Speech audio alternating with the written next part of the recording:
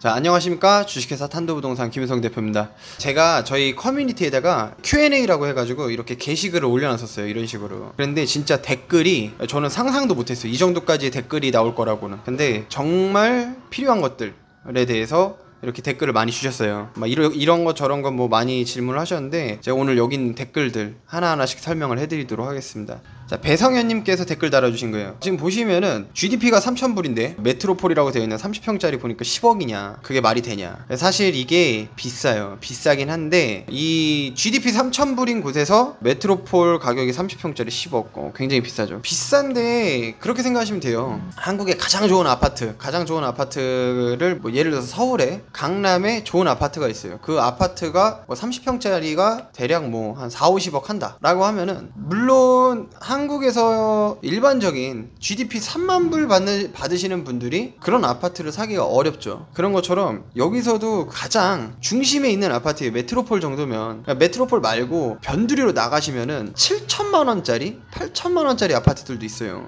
호치민 외곽으로만 나가셔도. 그리고 호치민의 끝자락 한 9군 정도 된다 그러면 한 1억 정도도 있으세요. 근데 지금 말씀하시는 게 이제 GDP가 3,000불인데 메트로폴 보니까 30평짜리가 10억이 넘더라. 이거는 강남하고 한국 GDP하고 비교하시면 돼요. 한국 GDP 대비 강남 아파트 값이랑, 그리고 베트남 GDP 대비 베트남 아파트 값이랑, 그래도 베트남 아파트 값이 비쌉니다. 베트남 아파트 값이 비싸긴 한데 한국은요 GDP가 3만 불이면 일반적인 분들이 한 3만 불 떼잖아요. 일반적인 그냥 뭐 예를 들자면은 최저시급이라는 게 있고 어느 정도 정해져 있고, 근데 베트남 같은 경우에는 아무리 최저시급이 정해져 있어도 베트남 빈부격차가 심해요. 빈부격차가 심하기 때문에 GDP 3,000불이 사실 말이 안 되는 가격이에요. 부동산 수요자들은, 실제로 투자자들은 3,000불이 아니라고 보시면 됩니다. 그래서 GDP 대비 3,000불인데 메트로폴 값이 10억이다 이러면은 사실 할 말이 없어요. 할 말이 없는데 강남도 그렇듯이 한국도 그렇듯이 여기도 빈부격차가 심하고 실질적인 수요자들의 GDP만 따졌을 때는 아파트 가격이 10억이라는 게 그 사람들만의 리그라고 생각하시면 되십니다. 희우님이 댓글 달아주셨네요. 베트남에서 장사하려고 하는 1인입니다. 근데 현지 처 없이는 일하기 힘들다는데, 예, 현지 처 없어도 베트남에서 다 일하실 수 있습니다. 베트남에서 다 일하실 수 있으시고, 이제 현지 처가 있고 없고의 차이는 좀 더 믿을만한 베트남 분하고 같이 일을 하신다, 그 정도의 개념으로 생각하시면 되세요. 그거를 뭐 현지 처가 없으면 아예 뭐 비자도 안 나오고 뭐 어떤 분은 뭐 사업자 등록증도 안 나오고 뭐 이런 얘기 하시는데 그거 다 아니에요. 실질적으로 베트남 처가 없으셔도, 저 뭐 와이프 한국 사람인데, 물론 제가 여기서 이제 뭐 제 이름으로 사업하는 건 아니지만 그래도 다 하실 수 있습니다. 그리고 상철난님, 위임장으로 집을 팔려고 하는데 베트남 부동산에서 양도세를 4%라고 합니다. 근데 제 영상에서는 제가 양도세 2%라고 말씀드렸죠. 근데 위임장으로 만약에 집을 파시잖아요. 그러면은 만약에 매도인이 외국에 계시는데 베트남에 누군가한테 위임을 해가지고 하시게 되면은 정부에서 보기에는 이게 한 달이 더 건넜다 생각하기 때문에, 그래서 양도세가 4% 정도가 돼요. 4% 정도가 되는데 만약에 4%를 측정을 했을 때 2%는 양도하는 가격의 2% 거래세 개념으로 하고요. 그리고 나머지 2%는 좀 2%가 조금 안 돼요. 3점 몇 프로 정도가 되는데 이거는 매번 다르더라고요. 제가 할 때마다. 근데 분양가에 보통 한 2% 정도를 측정해갖고 내신다고 생각하시면 돼요. 그래서 위임장으로 집을 팔려고 하는데 이럴 경우에는 4%가 맞습니다. 자, 왜 한국 부동산에서 집을 구하면 집값을 베트남 부동산보다 비싸게 받나요? 이게 참 진짜 많이 말씀하시는 건데 알기 쉽게 설명을 해드릴게요. 보세요. 여기는 베트남이죠. 베트남인데 예를 들어서 집주인이 한국인일 수도 있고 외국인일 수도 있고 베트남인일 수도 있어요. 그냥 우리가 집주인이 베트남 사람들이 많으니까 베트남 집주인이라고 생각을 하고 얘기를 해볼게요. 만약에 베트남 집주인이, 중개인이 A라는 사람은 한국 중개인이고 B라는 사람은 베트남 중개인이에요. 그러면은 집주인은 하나인데 베트남 중개인이 베트남 집주인하고 얘기하는 게 훨씬 더 의사소통이 잘 되겠어요? 아니면은 한국 부동산에서 한국 사람이 베트남 집주인하고 얘기하는 게 의사소통이 잘 되겠어요? 당연히 베트남 중개인이 얘기하는 게 훨씬 더 의사소통이 잘 돼요. 그러면은 이렇게 되는 거예요. 예를 들자면 고객이 A라는 부동산을, 한국 부동산을 갔어. 그리고 베트남 부동산을 갔어. 근데 같은 집이야. 같은 동층호수에. 근데 집주인이 베트남 사람이다. 그러면 집주인이 베트남 사람이면은 한국 부동산에 나 이거 월세 $1,000 받아줘, 1,000불 받아줘 이랬어요. 그리고 베트남 부동산에도 똑같이 1,000불 받아줘 얘기를 했겠죠. 근데 한국 부동산에 1,000불이라고 얘기를 했을 경우에는 한국 부동산에서 대부분 집값을 좀 깎아서 임대를 해주면 좋겠다 라고 라고 집주인한테 얘기를 하면은 집주인이 물론 얘기를 잘해서 집주인이 집값을 깎아줄 수 있어요. 근데 집주인이 집값을 깎아줘서 뭐 한 50불 깎아줬다 봐봐요. 그러면 이제 이거 950불이에요 이렇게 고객한테 얘기를 할 거 아니에요. 근데 만약에 베트남 부동산에서 베트남 집주인하고 잘 얘기를 해서 아무래도 의사소통도 잘 되고 뭐 이런저런 서비스를 좀 더 해주겠다, 영업을 잘했어, 의사소통이 아무래도 조금 더 잘 되니까, 그러면은 베트남 집주인하고 예를 들어서 뭐 100불을 깎았다고 해봐요. 그럼 900불이죠 1000불에 오더를 한 건데. 근데 한국 고객이 베트남 부동산을 갔는데 900불이야 그리고 한국 부동산 갔는데 950불이야 그러면은 베트남 부동산이 집값을 싸게 잘 깎았다 생각을 하는 게 아니라 한국 부동산이 집값을 비싸게 받는구나 이렇게 생각을 하는 거예요. 저는 저한테 임대하셨던 분들 중에 집값 비싸게 임대했다 이러신 분들은 한 분도 안 계세요. 물론 이제 집주인들이 비싸게 임대해주면 좋겠죠. 근데 세입자 기준에서는 집값을 비싸게 임대했다 이런 분들은 없으셨는데, 중요한 거는 한국 부동산이 비싸게 파는 게 아니란 거죠. 한국 부동산이 능력이 안 돼서 그거를 비싸게 팔 수밖에 없게 되는 거예요. 그러니까 느끼기에. 실제로 1000불에 오더를 했음에도 불구하고 제가 볼 때는 진짜 예를 들어서 중개인이 여기서 10명이다 10명 중에 간혹 한 명 정도만 1000불에 오더를 했는데 그걸 1100불에 오더를 해가지고 부동산 커미션을 더 챙기는 분이 있을 거예요. 내가 볼 때 10명에 한 명이야 진짜. 왜냐하면 중개인들도 바보가 아니기 때문에 1000불에 중개를 해달라고 했으면 시세가 1000불이면 1000불 받아주는 게 빠를 거 아니에요. 1000불에 임대를 줘야 부동산 수수료도 잘 나오고. 예를 들어서 1100불에 임대를 줬다, 물론 1100불에 임대를 주면 100불 더 받겠죠. 근데 100불 더 받자고 절대 그러지 않는단 말이에요 부동산들이. 그러니까 요 부분은 좀 아셨으면 좋겠어요. 그래서 차라리 베트남 부동산에 갔는데 900불이다 그리고 한국 부동산에 950불이다 그러면 그 한국 부동산에 그냥 얘기를 하세요. 내가 어디 부동산에서 보고 왔는데 900불이 되더라, 그럼 차라리 900불까지 좀 깎아줘라, 이렇게 하시는 게 차라리 나으세요. 한국 사람들끼리 서로 그렇게 하시는 게 좋고요. 이제 다음 댓글 상호김님. 제가 베트남에서 외투법인을 만들려고 하는데 5군데 정도 물어봤는데 말하는 게 20% 다르고 80%는 같은 것 같아요. 그런데 제일 중요한 건 가격이 너무 차이 납니다. 어떤 곳은 800불이고 어떤 곳은 이런 게 있네요. 자, 이거 보세요. 베트남에서 외투법인을 만들려고 하는데 어느 법무법인을 가면은 1000불이다, 어디를 또 갔는데 5000불이다, 어디를 갔는데 10,000불이다. 이거는 그 법무법인 재량이에요. 그 만드는 비용이 그렇게 많이 들진 않아요 외투법인이. 근데 다만 이제 업종별로 예를 들어서 뭐 부동산이다 한 200억 동인가 또 넣어야 돼요 투자금으로. 뭐 이런 특이한 그런 업종이 아닌 이상은 만들기도 그렇게 어렵지가 않고, 조금만 공부하시고 발품 파시면 조금 더 싸게 그 사업자 등록증을 하실 수가 있으세요. 그리고 그 법무법인 재량인데 이 법무법인 재량이 이게 또 무시 못하는 게, 예를 들어서 여기서 법무법인 유명한 법무법인들이 있어요. 그런 법무법인들이 다 잘하는 것도 아니에요. 그렇다고 다 못하는 것도 아니고 다 잘하는 분야들이 조금씩 있습니다. 부동산이면 부동산, 화장품이면 화장품, 병원이면 병원, 학교면 학교, 조금씩 다 있어요. 그렇기 때문에 그 부분을 한번 파악을 해보시고 진행을 하시는 게 아무래도 가격적인 면도 좀 줄일 수가 있고 하십니다. 이동원님 댓글. 한국에서 분양 설명한다 해서 라이언시티 분양받았는데 아직도 건물은 안 올라가고 멈춰있는 것 같은데 파산했나요? 라이언시티 제가 예전에 영상에서 한번 얘기했었죠. 라이언시티 지금 어떻게 되고 있냐면, 일단 짓다가 뭐 멈춘 거라고 표현하긴 그렇고 그 시티가 그 고도 제한 부분이 허가가 안 났다 그래요. 그래서 예를 들어서 뭐 20층까지만 지어졌었던 것까지는 허가를 받았는데 뭐 40층까지 지어지는 거는 허가를 아직 안 받은 거죠. 근데 이제 분양하시는 분들이 그냥 이제 뭐 그냥 분양을 해버린 거죠. 그거를 제가 볼 때는 그 부분은 만약에라도 뭐 환불 받으실 수 있으면 빨리 환불 받으시는 거 추천드립니다. 뭐 올라가는 거는 사실 잘 모르겠어요. 저는 제가 분양은 안 했는데 웬만하면은 환불 받으시는 거 추천드려요. 자, 제가 재작년에 메트로폴 가계약을 한국의 어떤 부동산을 통해서 했는데요, 현지에 한국어를 잘하는 베트남 분이 부동산 대표를 하시면서 추첨 없이 메트로폴을 분양받게 해준다고 해서 이런 댓글이 있네. 후브레인. 메트로폴은요 저도 분양을 받았지만 추첨 없이 절대 안 됩니다. 추첨 없이 절대 안 되고, 저도 이제 그런 소리를 많이 들었어요. 한국에서 만약에 추첨을 안 해도 그거를 뭐 분양 받을 수 있다 뭐 이런 식으로 한 거 100% 사기예요. 그건 100% 사기니까 조심하시고요. 그거는 환불 받으시기 바랍니다. 한배가정입니다. 제가 마스터리를 몇 개 가지고 있는데 마스터리 임대료가 내려가긴 했는데 집값이 좀 다른 것 같아 문의드립니다. 마스터리는 외국인한테 못 파는 거 알고 지금 보면 간혹가다.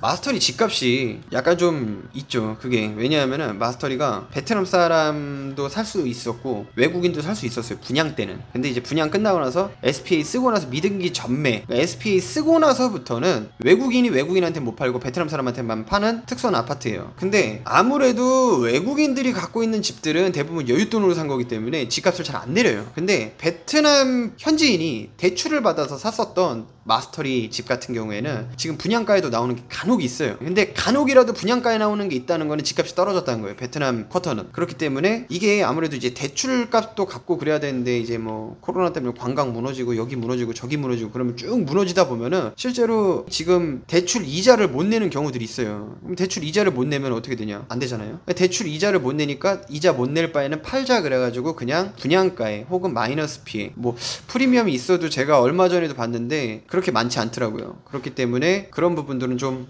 알고 계셨으면 좋을 것 같고요. 그래서 이제 한 배 가정이시면 여기서 팁! 만약에 한 배 가정이시다. 한 배 가정이시면 무조건 베트남의 호치민의 마스터리 타워인 2군에 있는 거 그거 사시길 바랍니다. 그러니까 제가 이거 홍보가 아니라 만약에라도 베트남 현지 처나 혹은 베트남 현지 남편분이 계시면 무조건 마스터리 타워인 사십시오. 여기가 앞으로 지하철이 생기면 제일 많이 투자금 대비 제일 많이 오를 수 있는 그 아파트입니다. 특별 입국을 해서라도 더 늦기 전에 집을 사려고 비놈 센트럴파크에 아는 지인이 소개시켜준 부동산에 물어봤더니 베트남을 가지 않고도 위임장으로 살 수 있다고 합니다. 믿고 맡겨도 될까요? 뭔가 명확하게 절대 못 삽니다. 절대 못 사요. 이런 거 사기예요. 사기 조심하세요. 그냥 바로 뒤통수 맞습니다. 베트남 부동산은요 일단 외국인이 살 수 있는 게 입국 허가가 되신 분들만 사요. 근데 그걸 어떻게 증명하냐? 보통 SPA 계약을 쓸 때는 오셔가지고 쓰게끔 하거든요. 그러면 그때 입국 허가가 되기 때문에 사는 거예요. 근데 매수자가 위임장으로 산다? 이거는 말이 안 돼요. 이론상 맞지가 않습니다. 저도 한 번도 해본 적도 없고 매수자가 위임장으로 사는 거는 불가능합니다. 근데 매도인은 위임장으로 매도를 하실 수가 있으세요. 왜냐면 입국 허가가 이미 되셨기 때문에 샀었기 때문에 그걸 인정받았고 매도인은 가능하세요. 위임장이. 근데 매수인은 위임장으로 절대 못 사세요. 파는 건 가능해도 살 수는 없습니다. 이런 것들 조심하셔야 돼요. 자, 제가 집을 3개 가지고 있는데요. 하나는 비놈 센트럴파크이고 2개는 에스텔라 하이츠를 가지고 있는데 유독 비놈 센트럴파크만 임대료가 너무 낮아진 것 같다. 설훈님. 비놈 센트럴파크하고 에스텔라 하이츠의 가장 큰 차이점은 임대료가 다르다는 거예요. 에스텔라 하이츠는 임대료가 높고 주재원들이 많이 살고 일반적으로 에어비앤비를 하시는 분이거나 아니면 뭐 토토 뭐 아니면 이런 뭐 조그마한 자영업을 하시는 분들이 사실 수 있는 아파트가 아닙니다. 에스텔라는. 왜냐면 임대료가 많이 비싸기 때문에. 에스텔라 특히 하이츠 이런 데는. 근데 비놈 센트럴파크는 에어비앤비도 많았었고 그리고 그 영상은 제가 예전에 찍어놓은 거 그거 한번 보시면은 이해가 되실 거예요. 비놈 센트럴파크는 에어비앤비가 많았고 그 에어비앤비가 많았던 게 관광이 끊기면서 갑자기 끊기고 그 물건들을 떨구려다 보니까 임대료가 내려가는 거예요. 그렇기 때문에 비놈 센트럴파크는 임대료가 많이 내려가는데 에스텔라 하이츠 같은 경우는 임대료가 그렇게 많이 안 내려갑니다. 그래서 임대료가 많이 안 내려간 이유가 그런 것 같습니다. 자, 메트로폴 분양받았습니다. 대표님한테 분양받은 건 아니고요. 매수자가 있어서 전매로 중간에 팔았는데 공증도 다 하고 있는데 아직 명의 변경이 이루어지고 않습니다. 왜 그런 거예요? 왜 저한테 분양을 안 받으셨어요? 저한테 분양 받았으면 참 좋았을 텐데.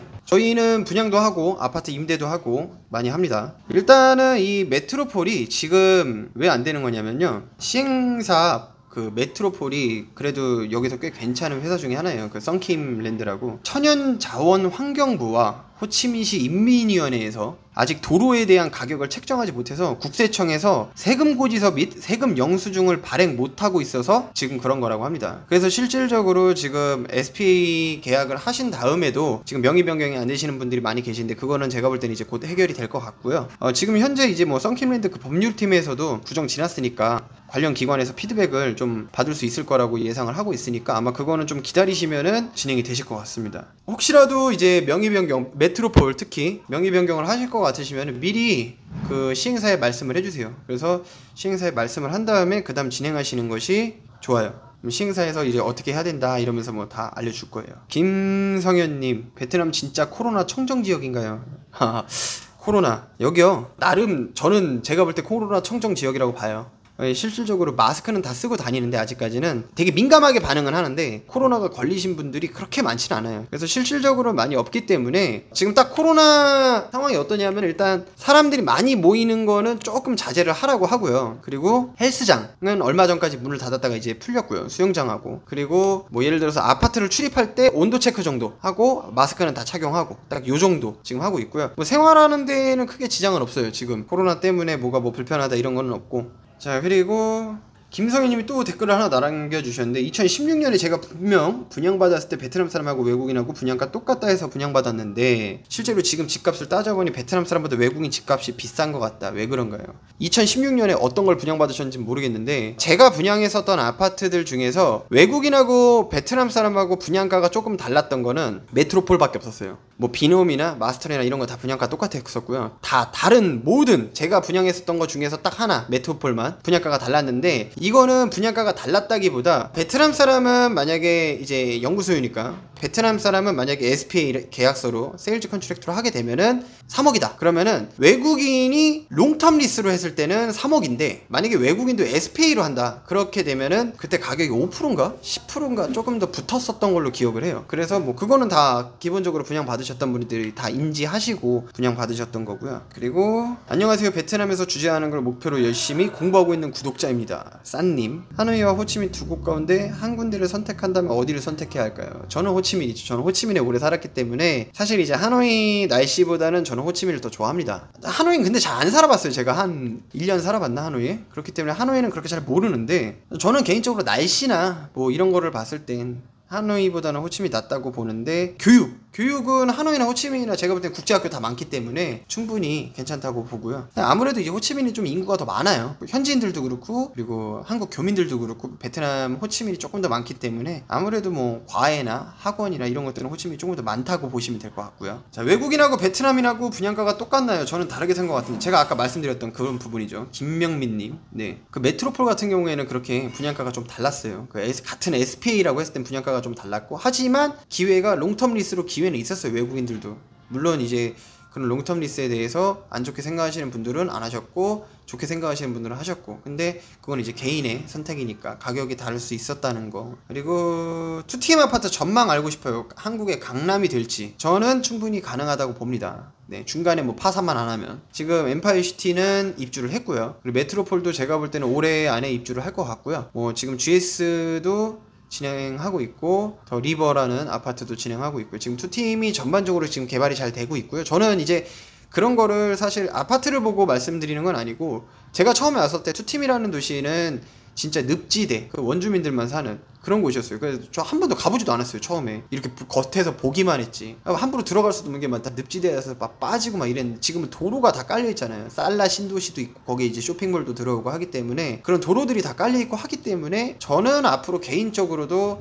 2팀 신도시가 베트남 최고의 베트남 호치민 하노이 다 통틀어서 최고의 지역이 되지 않을까. 상해의 푸동 정도라고 하면은 좋을 것 같은데 이제 상해 푸동이라고 하기에는 너무 이제 회사가 좀 덜 들어오니까 사실 상해 푸동은 이제 전 세계에 있는 날고 있다는 회사들이 많이 들어오는 거잖아요. 근데 여기 같은 경우에는 그 정도까지는 아니고 하지만 제가 볼 때는 베트남 내에서는 가장 최고의 아파트가 되지 않을까 하는 곳입니다. 자, 그리고 하노이는 나왔다는데 호치민은 핑크북 안 나오나요? 호치민은 지금 핑크북이 비놈 센트럴파크만 몇 군데 신청을 했고요. 뭐 다른 마스터리나 뭐 다른 곳들은 아직 외국인이 신청을 안 한 걸로 알고 있어요. 그래서 시범적으로 호치민에서 좀 이렇게 핑크북이 아마 나오게 되면 센트럴파크가 제일 먼저 나오지 않을까 싶고요. 그 다음부터는 이제 뭐 차차 순차적으로 나올 거라고 예상을 하고 있습니다. 자, 요즘 집값 어떠나요? 요즘 집값이요? 요즘 집값 많이 떨어졌죠. 많이 떨어졌는데 베트남 부동산 집값은 굉장히 많이 떨어졌어요. 베트남 부동산은 개인적으로 제가 봐도 많이 떨어진 편이고 아까 말씀드렸듯이 대출 이자를 못 갚아서 나오는 물건들도 있고 하는데 외국인 물량들은 저는 안 떨어질 줄 알았어요. 외국인 물량이. 근데 외국인 물량이 조금씩 떨어지는 게 눈에 보이더라고요. 실질적으로 외국인들도 지금 분양가 대비 분양가 플러스 양도세 플러스 부동산 수수료 플러스 인테리어 비용 딱 요 정도만 받고 판매하시는 분들도 계세요. 근데 그렇게도 안 팔리는 경우들이 있어요. 그렇기 때문에 제가 볼 때 당분간은 코로나가 끝나기 전에는 베트남 집값 전체적으로 아파트 값이나 외국인 쿼터나 베트남 쿼터나 전반적으로 조금 내려갈 것 같고요. 그리고 코로나가 끝나더라도 제가 저번 영상에 말씀드렸듯이 코로나가 끝나더라도 한동안은 그게 좀 데미지가 있었기 때문에 회복되는 조금 시간이 걸릴 것 같습니다. 그래서 지금 이 가격을 어느 정도 유지할 것 같고 제가 볼 때는 지금 이 가격 수준으로 한 3, 4년 정도는 더 지나가지 않을까 싶어요. 뭐 지하철이 들어와서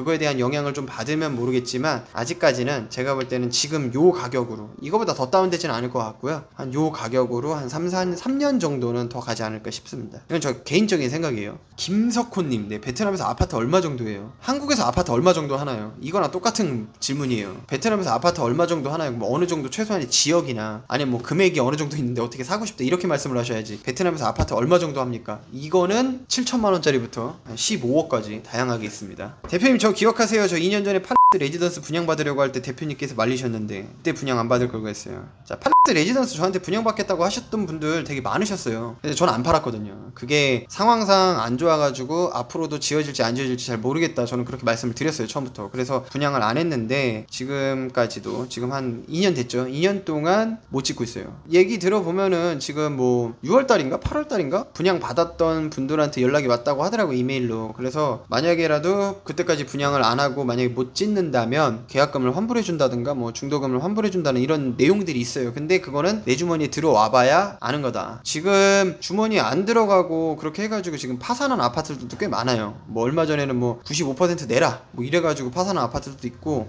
꽤 그런 것들이 있습니다. 그래서 그런 건 조심하셔야 돼요. 근데 뭐 제가 볼 때는 뭐 노바랜드가 파산할 정도의 회사는 아니긴데 뭐 그건 모르니까, 사람 일은 앞일은 모르는 거고 지금 코로나 때문에 뭐 다들 쉽지 않으니까 변수가 있겠죠. 자, 한국 온 지 1년 반 된 아내가 있습니다. 이제 25살. 현재 그동안 한국어학당 수료 토픽 5급 취득했고 올해 대학원. 이분 이 성함이 정상진님. 네, 오셔가지고 뭐 공인중개사를 하시든 뭐 다른 걸 하시든 한국어를 5급 정도 하시면요 뭐 어느 정도 유창하게 하시는 거니까 오셔갖고 뭐 많은 일들을 하실 수가 있으세요. 꼭 부동산만이 아니더라도 뭐 여기서 개인적인 사업을 하실 수가 있고요. 그거는 뭐 개인적인 아이디어가 다 다른 거기 때문에 25살이시고 한국어학당도 수료하셨고 뭐 토픽 5급이다 그러면은 굉장히 유망합니다. 제가 볼 때는 이 정도 스펙이시면은 베트남에 오셔갖고 개인적으로 좀 아이디어가 있으시고 뭔가를 하실 수 하시면은 충분히 여기서 뭔가 사업도 하실 수가 있고 하시니까 좀 다양하게 넓게 보시면서 좀 공부를 좀 더 해보셨으면 좋을 것 같아요. 호치민에서 가장 저평가된 지역이 어디라고 생각하시나요? 개인적으로 생각하기에는 기존의 중심지는 오를 대로 올랐을 테고 보고 싶은데 와이프가 베트남 분이라서 비싼 부동산을 사야 할 필요가 없다. 와이프가 베트남 분이라고 비싼 부동산을 살 필요가 없는 건 아니죠. 부동산은 투자니까. 뭐 실거주를 하신다고 하면 모르겠는데, 근데 개인적으로 생각할 때 기존의 중심지는 오를 대로 올랐다 라고 하는데, 저는 굳이 표현을 하자면 이제 한 버스 정도 지나갔다, 한 시즌 정도 지나갔다 라고 말씀을 드리고 싶어요. 아직은 뭐 베트남 부동산이 뭔가 옛날처럼 막 엄청나게 떴다 뭐 이렇게 하기에는 좀 그렇고요. 뭐 약간의 거품이 좀 있다 이렇게 얘기하시는 분들도 계시는데, 뭐 거품이라고 하기에도 좀 그런 게 금액이 거품 가격의 금액은 아니라고 봐요, 저는. 왜냐면 필드에서 제가 뛰다 보니까 실질적으로 뭐 GDP 대비 얼마다 그러면 사실 뭐 할 말 없는데, 실질적으로 여기서 수요가 되시는 수요층은 GDP 3,000불 버시는 분들은 한 분도 안 계시거든요. 하다못해 저기 비놈 그랜드파크를 1억짜리 아파트를 사시는 분들도 GDP가 3,000불이신 분들은 없으세요. 네, 그분들 개인 소득이. 그러니까 너무 오해 안 하셨으면 좋겠고, 그런 부분들은 좀 공부를 하셔야 돼요. 그거를 그냥 뭐 3,000불인데 비싸다, 10억이다, 3억이다 이거는, 그런 부분들은 좀 공부를 하시면 조금 더 디테일하게 아실 수가 있으실 것 같아요.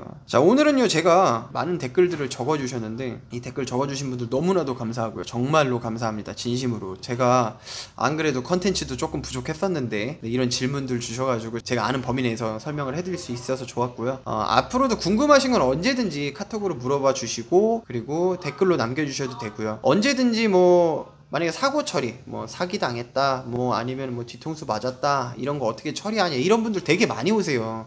연락이 되게 많이 오시는데, 솔직히 조금 그런 건 분양은 다른 곳에 하고 임대는 다른 곳에 했는데 중개인이 마음에 안 들어요 하면서 해결사로 저한테 연락 오시는 분들이 많이 계세요. 괜찮습니다. 제가 아는 범위 내에서 도움을 드릴 테니까 언제든지 궁금하신 거 있으면 그냥 남겨만 주시면 됩니다. 댓글도 괜찮고, 댓글은 제가 이제 뭐 많이 달리면 잘 모를 때도 있으니까 카톡으로, 저한테 개인 카톡으로, 여기 개인 카카오톡 아이디 있죠? 여기 개인 카카오톡 아이디로 저한테 주시면은 제가 아는 범위 내에서는 정말로 자세하고 최대한 설명을 해드리도록 하겠습니다. 네, 감사합니다. 오늘 정말 즐거운 Q&A였고요. 이런 Q&A를 자주 하려고 해요. 앞으로도 이런 Q&A 뭐 꼭 이런 때가 되면은 Q&A 하는 게 아니라 언제든지 카톡 주셔도 되니까 언제든지 정말로 언제든지 진심으로 제가 최선을 다해서 안내를 해드릴 테니까요. 카톡 남겨주시기 바랍니다. 좀 답변이 늦을 수 있어요. 상담이 있으면. 그러면은 그 부분만 빼놓고는 좀 양해해 주시면은 최대한 뭐 보이스톡으로 설명을 해드려도 되고, 그리고 상담은 저희가 3가지 종류의 방식이 있어요. 방문하셔갖고 상담하시는 것도 있고, 그리고 전화로 상담하시는 것도 있고, 그리고 페이스톡으로 제가 상담을 해드리는 경우도 되게 많아요. 요즘은 이제 아무래도 비대면이다 보니까 하루에 제가 페이스톡으로 상담만 한 10명은 하는 것 같아요. 10명, 한 8명에서 10명 정도는 제가 페이스톡으로 상담을 하는데, 언제든지 궁금하신 거는 상담하고 싶습니다 이런 다음에 말씀해 주시면 제가 페이스톡으로도 다 상담해드리고요. 저희 부동산은요, 아파트 분양, 임대 이런 것들을 많이 하고, 그리고 뭐 상가, 토지 이런 것들, 공장, 부지 이런 것들도 많이 하는데요. 아파트 임대 이런 분들이 계셨어요. 아파트 임대 하시나요? 이렇게 하시더라고요. 그래서